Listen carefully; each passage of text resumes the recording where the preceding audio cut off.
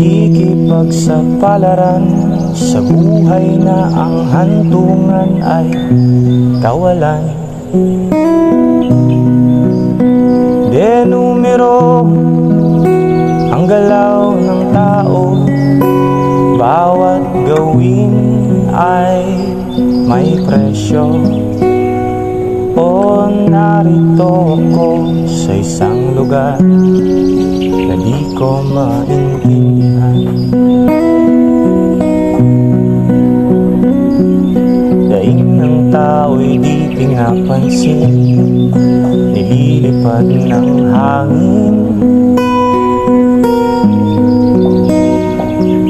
Pangkain sa araw-araw ay di malaman paano pagkakasyahin. Lalo